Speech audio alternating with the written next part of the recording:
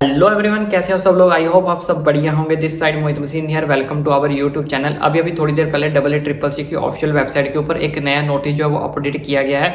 इस नोटिस के अंदर क्या है वो इस वीडियो के अंदर मैं आपको आज बताने वाला हूँ। लेकिन उससे पहले 2-3 बच्चों के मुझे बहुत ज़्यादा कमेंट्स आ रहे थे इस चीज़ के ऊपर। 2-3 चीज़ क्वेरी जो है उनकी आ रही है कि सबसे पहले ये क्वेरी आ रही है कि जिन बच्चों को थर्ड राउंड के अंदर कॉलेज अलॉट हुआ है EECC के अंदर, क्या वो बच्चे जो है फ्री एग्जिट करके दोबारा से स्टे वैकेंसी के अंदर जा सकते हैं या फिर नहीं जा सकते। दूसरा बच्चों का डाउट है क्या स्टे वैकेंसी के अंदर हम फ्रेश रजिस्ट्रेशन कर सकते हैं या नहीं कर सकते। तीसरा बच्चों का सबसे जो मेजर डाउट है कि क्या स्टे वैकेंसी राउंड होगा, अगर होगा तो कितनी सीट्स उसके अंदर होंगी या नहीं होंगी। तो ये सारी की सारी चीजों के बारे में आज इस वीडियो के अंदर मैं बात करने वाला हूँ। प्लस जो सबसे मेन चीज इस वीडियो के अंदर मैं आपको बताने वाला हूँ डैट इज आप अपनी सिक्योरिटी मनी, जो बहुत सारे बच्चों का मुझे कमेंट आ रहा है कि सिक्योरिटी मनी कब वापस होगी, कैसे वापस होगी, तो उसके बारे में आपको कैसे अपडेट मिलेगी, वो भी सारा कुछ इस वीडियो के अंदर मैं आपको बताने वाला हूँ। तो सबसे पहले बात कर लेते हैं ये लिस्ट जो इन एलिजिबल कैंडिडेट्स की आई है EECC की 2023 की। तो सबसे पहले आप ये लिस्ट चेक करो। जैसे आप EECC की ऑफिशियल वेबसाइट के ऊपर विजिट करोगे, विजिट करने के बाद जैसे आप यूजी काउंसलिंग के ऊपर क्लिक करोगे, क्लिक करने के बाद यहाँ पे आप देख सकते हैं न्यूज एंड इवेंट्स के अंदर यहाँ पे ये लिस्ट आ चुकी है। तो जैसे ही आप इसके ऊपर क्लिक करोगे, क्लिक करने के बाद इस तरह की लिस्ट आपके सामने ओपन होगी। तो इस लिस्ट में आप देख सकते हो ये 81 पेजेस की लिस्ट है और इसके अंदर आप देख सकते हो, थोड़ा मैं आपको जूम करके दिखा देता हूँ कितने बच्चे जो है वो इन एलिजिबल हुए हैं। तो आप इसको नीचे जब जाके देखोगे तो यहाँ पे आप देख सकते हो 3300 से ज्यादा जो बच्चे हैं वो यहाँ पे इन एलिजिबल हुए हैं। 3391 जो बच्चे हैं वो इन एलिजिबल हुए हैं। तो बाकी इनके जो रूल्स एंड रेगुलेशंस आए हैं, क्या कारण रहा है इनके इन एलिजिबल होने का, वो भी मैं आपको अच्छे से समझा देता हूँ। यहाँ पे इनके रीजंस लिखे हुए हैं, ये सारे का सारा यहाँ पे रीजंस लिखा हुआ है, आप देख सकते हो, पढ़ सकते हो। अगर आप खुद पढ़ना चाहते हो खुद भी पढ़ सकते हो, बाकी अदरवाइज मैं आपको सारा कुछ इसका प्रोसीजर है वो समझा देता हूँ। देखा आपने ये लिस्ट के बारे में मैं आपको पहले ही वीडियो बना के बता चुका था। यहाँ पे ये वीडियो देखो, ये वाली वीडियो के अंदर मैंने आपको 2 महीने पहले बताया था। जो 2 महीने से पहले मेरे साथ कनेक्टेड है, मैंने उनको बताया था कि इन एलिजिबल कैंडिडेट्स की जो है वो लिस्ट आती ही आती है, आपको अपना नाम इस लिस्ट के अंदर नहीं लेके आना है। लेकिन फिर भी बहुत सारे बच्चों ने गलतियां की। आपको बोला गया था कि आप सिर्फ एक ही काउंसलिंग के लिए एलिजिबल हो। अगर आप एक काउंसलिंग के अंदर ऑलरेडी एडमिशन ले चुके हो तो आप किसी दूसरी स्टेट की या फिर अपनी स्टेट की कोई भी गवर्नमेंट काउंसलिंग नहीं कर सकते। जब तक आप एडमिशन नहीं लेते तब तक आप एलिजिबल होते हो, लेकिन अगर आप एडमिशन ले चुके हो तब आपकी एलिजिबिलिटी है जो वो खत्म हो जाती है। कितनी बार मैंने आपको बताया, कितनी बारी वीडियोस में बताया। तो अब आप देख सकते हो 3300 बच्चा जो है, मोर देन 3300 जो बच्चा है वो इन एलिजिबल लिस्ट के अंदर आ गया है। लेकिन कोई बात नहीं, अब आपको घबराना नहीं है। अब आपके पास लेकिन ऑप्शंस बहुत ज़्यादा खत्म हो चुके हैं। अब आपके पास कोई ऑप्शन नहीं है, पहले भी ऑप्शन नहीं था।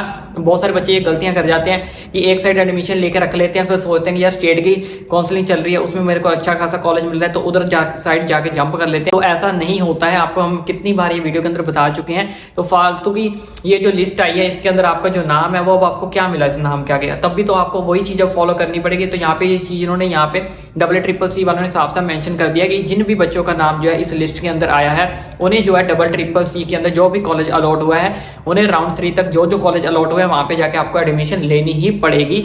अगर आप एडमिशन नहीं लेते हो तो आपकी सिक्योरिटी मनी तो जाएगी जाएगी। और साथ ही साथ इस साल पूरे के पूरे स्टेट की हो, आयुष की हो, कोई सेंट्रल की, कोई भी काउंसलिंग आप नहीं कर सकते। सारे की सारी काउंसलिंग से आप बाहर हो जाओगे और आपकी सिक्योरिटी मनी भी हो जाती रहेगी। अब आपके पास सिर्फ एक ही ऑप्शन है कि जो कॉलेज आपको अलॉट हुआ है EECC के अंदर वहां जाके एडमिशन लो और वहीं जाके आपको एडमिशन लेनी पड़ेगी। That is compulsory for you. अगर आप ड्रॉप लेना चाहते हो तो ड्रॉप ले सकते हो, कोई दिक्कत परेशानी वाली बात नहीं है। लेकिन अपने हाथ से जो सिक्योरिटी मनी जो है वो गवा बैठोगे, फिर आपको कोई भी किसी प्रकार की जो सिक्योरिटी मनी वो नहीं मिलेगी। पूरा 1 साल अब आप काउंसलिंग नहीं कर सकते। नेक्स्ट ईयर के लिए अब आप क्या होगे, एलिजिबल होगे, अपनी काउंसलिंग अब आप नेक्स्ट ईयर कर सकते हो। तो ये चीज वहां पे साफ साफ मेंशन की गई है कि 2023 और 24 तक जो है अब आप कोई भी किसी प्रकार की काउंसलिंग नहीं कर सकते।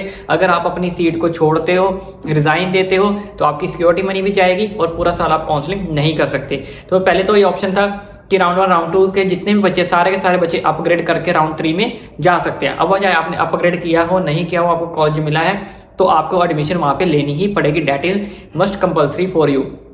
तो इसका आंसर आपको साफ साफ मिल गया होगा कि जो बच्चे राउंड 3 के अंदर, जिन बच्चों को कॉलेज अलॉट हुआ है वो स्टे वैकेंसी में भी नहीं जा सकते। राउंड 3 के अंदर जिन जिन बच्चों को कॉलेज अलॉट हुआ है वो आपको वहां पे जाके एडमिशन लेनी ही पड़ेगी। और स्टे वैकेंसी के अंदर ना ही आपके पास फ्रेश रजिस्ट्रेशन का ऑप्शन है, चॉइस फिलिंग आप कर सकते हो, वो भी तब कर सकते हो अगर स्टे वैकेंसी राउंड होता है। अभी तक ऐसी कोई अपडेट नहीं आई है कि होगा या नहीं होगा, या फिर अगर होगा तो कितनी सीट्स वेकेंट हैं। अभी कुछ नहीं है, सिर्फ हमारे पास शेड्यूल है कि इतनी तारीख को जो है आपका स्टे वैकेंसी राउंड जो है एज पर शेड्यूल CCC का स्टार्ट हो जाए। उससे 1-2 दिन या 4 दिन पहले जब भी हमें पता चलता है, कोई अपडेट आती है, वो डेफिनेटली आपका भाई आप तक पहुंचा देगा कि स्टे वैकेंसी होगा या नहीं होगा, या फिर कितनी सीट्स वेकेंट है। तो अगर आपको स्टेट अपनी स्टेट्स के अंदर चांसेस ज्यादा लग रहे हैं तो आप अपनी स्टेट की राउंड 3 की काउंसलिंग करिए। अगर उसके अंदर आपको कॉलेज मिल रहा है तो बहुत अच्छी बात है, आप स्टे वैकेंसी के ऊपर डिपेंडेंट मत रहिए। पता नहीं वहां पे स्टे वैकेंसी के अंदर कितनी सीट्स वेकेंट है भी या नहीं है, स्टे राउंड होना भी है या नहीं होना, ऐसी अभी तक कोई हमारे पास अपडेट निकलकर सामने नहीं आई है। तो बहुत सारे बच्चों का डाउट आता है कि सिक्योरिटी मनी आपकी जो वो कब रिफंड होगी, कैसे रिफंड होगी, उसके लिए कुछ करना पड़ेगा या नहीं करना पड़ेगा।